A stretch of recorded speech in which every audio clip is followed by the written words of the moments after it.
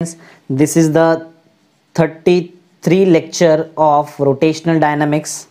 In this lecture, we are going to start with a new topic, which is angular momentum. Angular momentum of rotating body. ठीक है, rotating body का हमको angular momentum निकालना है. ठीक है, तो ये है हमारा आज का टॉपिक. तो स्टार्ट करते हैं. वही बेसिक हमारा. सबसे पहले हम डायग्राम से स्टार्ट करते हैं. एक रिजिड बॉडी हमने एज्यूम किया है. रिजिड बॉडी रोटेट हो रहा है. एज्यूम करते हैं ये बॉडी रोटेट हो रहा है about an axis of rotation. वो एक्सिस ऑफ रोटेशन जो प्रॉपरली इसके सेंटर से पास होता है. ठीक है ना, और ये ऐसा कोई डायरेक्शन में रोटेट हो रहा है. वही सेम कंसेप्ट हमने यूज़ किया है 31 और 32 लेक्चर में. कुछ पॉइंट मास कंसिडर करेंगे m1. ठीक है, और एक सेकेंड पॉइंट मास यहाँ पे हमने कंसिडर कर लिया है m2. एक थर्ड पॉइंट मास m3. ठीक है, ऐसा 3 पॉइंट मासेस हमने कंसिडर किया है. ये 3 जो पॉइंट मासेस हैं, इनका जो रिस्पेक्टिव डिस्टेंस होगा from the axis of rotation, वो भी हमको बताना पड़ेगा.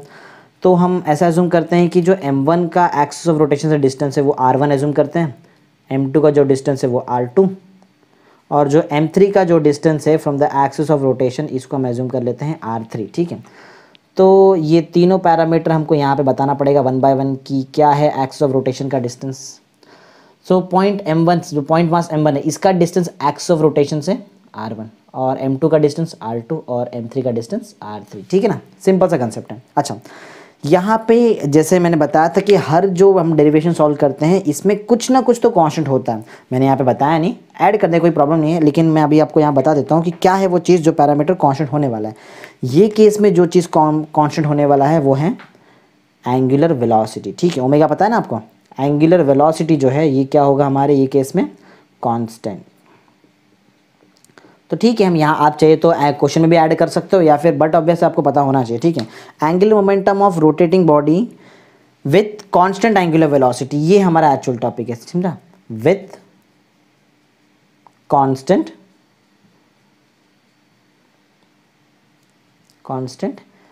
Angular velocity. आप ऐसा लिखेंगे तो भी एकदम क्लियर कंसेप्ट है.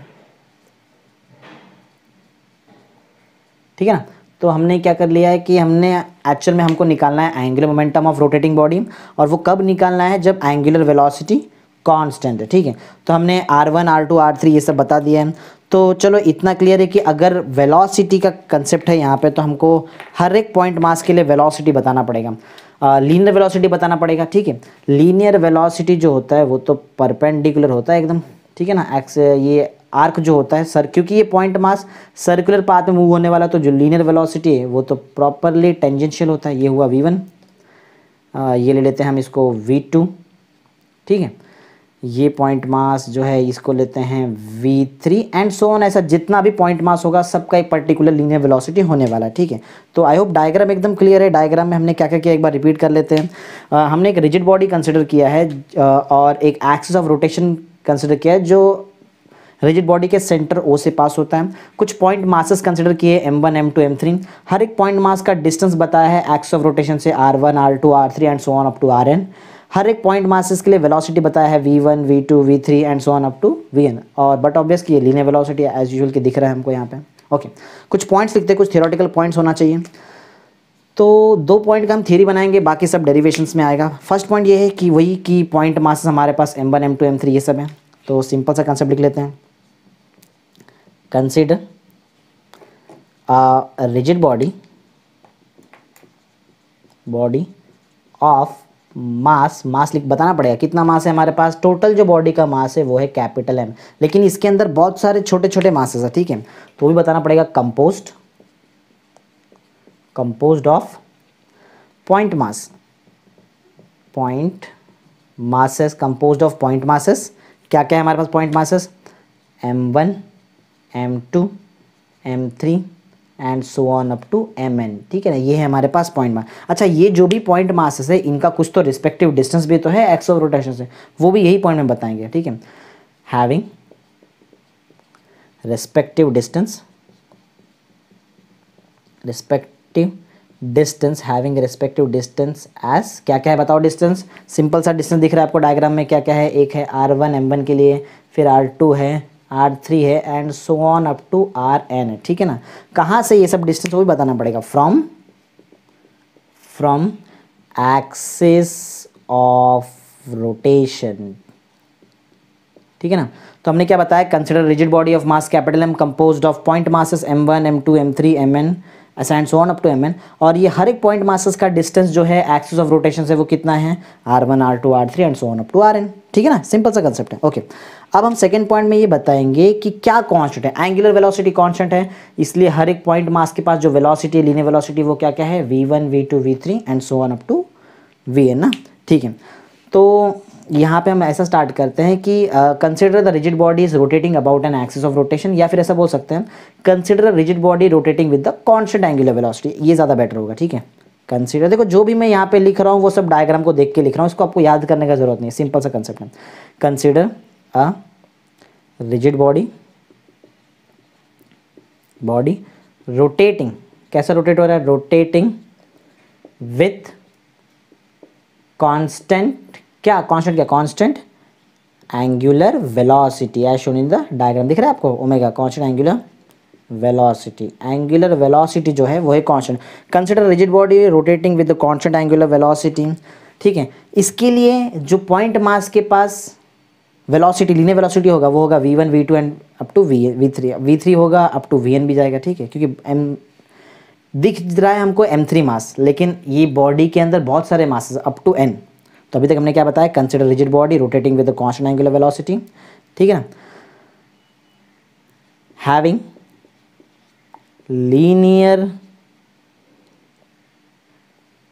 Linear velocity of point masses as, क्या क्या लीनियर वेलोसिटी हमारे पास, स्टार्ट करेंगे v1 से, v1 है, v2 है, v3 है and so on up to vn तक है, ठीक है ना। तो ये है हमारा वेलोसिटी, तो ये हमने सेकंड पॉइंट कंप्लीट कर लिया है। अब हम थर्ड पॉइंट से स्टार्ट करते हैं। थर्ड पॉइंट में तो सिंपल हमारा आंसर, देखो करना क्या है, ध्यान से सुनना, हमको निकालना है एंगुलर मोमेंटम, ठीक है। मैं टोटल एंगुलर मोमेंटम एक साथ नहीं निकाल सकता, मैं पहले इंडिविजुअल पार्टिकल का एंगुलर मोमेंटम निकालूंगा, और कब तक उसको सॉल्व करूंगा, जब तक ओमेगा नहीं मिलता है। एक बार ओमेगा मिल गया, मैं सारे एंगुलर मोमेंटम को प्लस कर दूंगा और हमारा टोटल एंगुलर मोमेंटम आ जाएगा, ठीक है ना। सिंपल सा कंसेप्ट है। तो हम स्टार्ट करते हैं एंगुलर मोमेंटम का बेसिक फॉर्मूला से। जो एंगुलर मोमेंटम होता है, एंगुलर मोमेंटम ये क्या होता है, ये होता है moment of linear momentum, means distance को मल्टीप्लाई करना पड़ेगा आपको लीनियर मोमेंटम से, ठीक है ना। तो और आपको एक बात और पता है कि जो लीनियर मोमेंटम होता है ये खुद इसका फॉर्मूला होता है मास इनटू वेलोसिटी, ठीक है। तो एक काम करते हैं, दोनों फॉर्मूला को हम एक साथ ले लेते हैं, और जैसे हम दोनों फॉर्मूला को एक साथ हम कंसिडर करेंगे तो एल का हमको डायरेक्ट आंसर आने का चांसेस है, ठीक है। तो L is equal to P into R होता है, और पी का भी एक फॉर्मूला होता है एम इंटू वी, ठीक है ना। तो ये दोनों फॉर्मूला को आप समअप कर लो और आपको मिल जाएगा एल का जो फॉर्मूला जो होगा, formula for L will be L is equal to, देखो पी के जगह पे मैं लिख लेता हूँ एम इंटू वी और आर एज इट इज। तो चलो हम हर एक पॉइंट जो मास है, जितना भी पॉइंट मासेस हमारे पास अवेलेबल है, सबके लिए angle, L means angular momentum, ठीक है, P means linear momentum, R means distance, ठीक है। तो L1 का जो वैल्यू होगा that will B M1 V1 R1, ठीक है ना।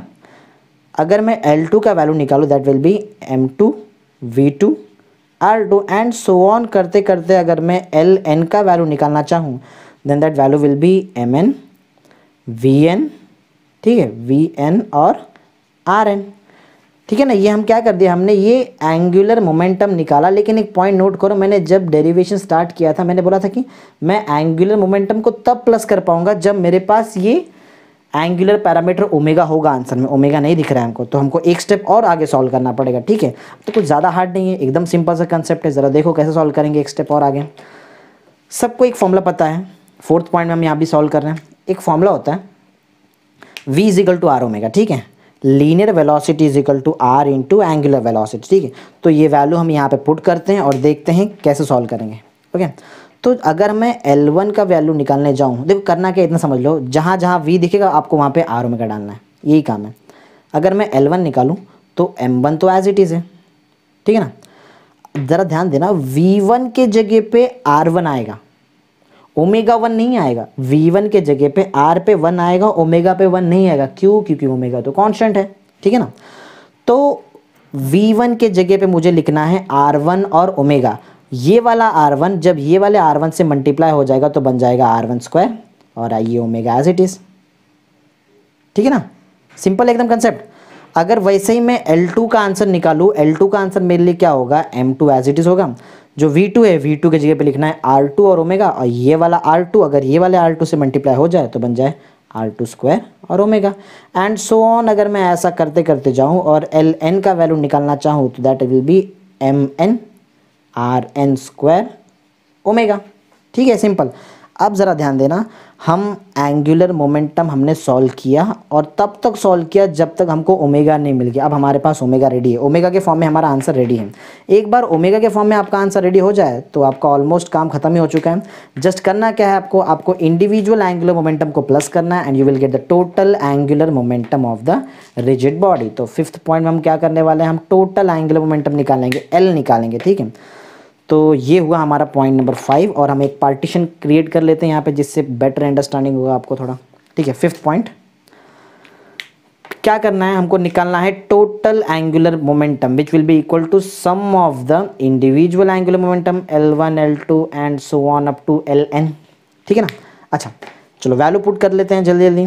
अगर मैं L का वैल्यू निकालूँ तो L1 का वैल्यू मेरे पास यहाँ पे जो रेडी है वो है M1 R1 square omega plus L2 का वैल्यू है M2 R2 square omega and so on करते करते जाएं तो मिलेगा Mn Rn स्क्वायर और ओमेगा।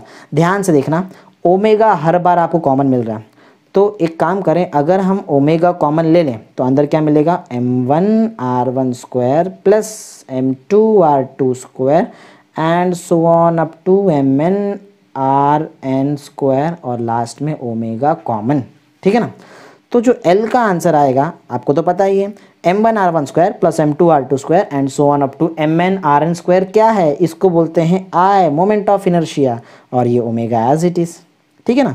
तो ये क्या मिल गया हमको, ये मिला है हमको formula for angular momentum of rigid body जो ऑलरेडी रोटेटिंग है, ठीक है ना।